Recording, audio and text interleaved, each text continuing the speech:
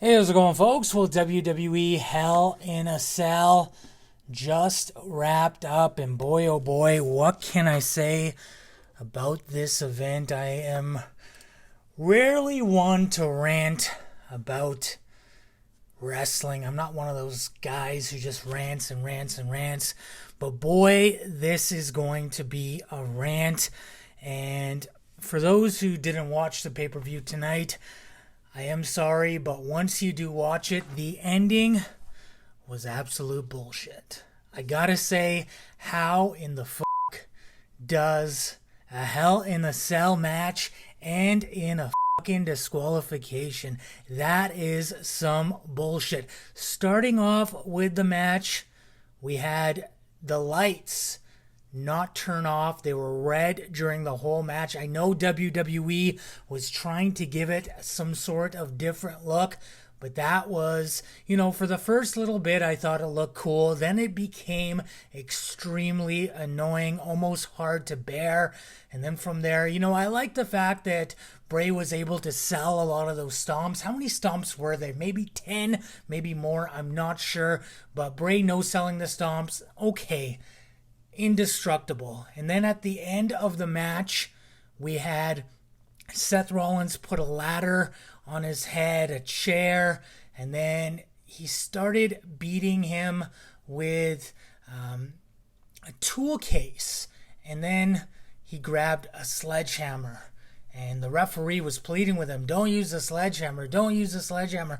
And after he hit him with the sledgehammer, the bell was called. A DQ finish. Bray Wyatt wins, but he doesn't win the championship on a disqualification. Since when does a disqualification happen in a Hell in a Cell match? This is not what this match is all about. It's about not having disqualifications. That is the whole premise of this match. It is something so big and something so terrible that once you're in it, you can't escape.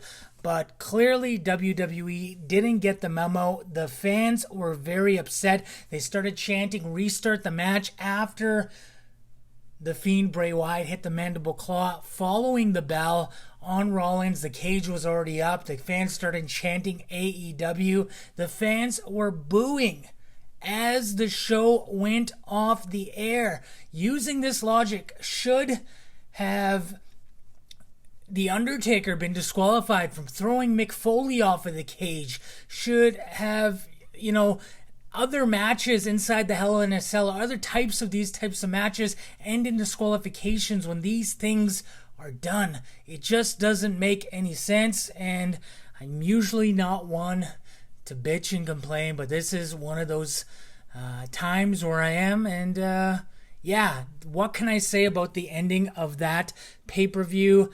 I do want to say that the other matches, there was some alright ones. The pre-show match, Natalya and Lacey Evans, it was okay. Then we had the Hell in a Cell match with Becky Lynch and Sasha Banks. Didn't mind that. Becky Lynch did retain. The Tornado Tag Team match, Eric Rowan and Luke Harper versus Roman Reigns and Daniel Bryan. That was probably my favorite match of the night. And then Randy Orton versus Ali, that was also a great match. The Women's Tag Team Championship match with Alexa Bliss and Nikki Cross versus the Kabuki Warriors. Kabuki Warriors win the titles.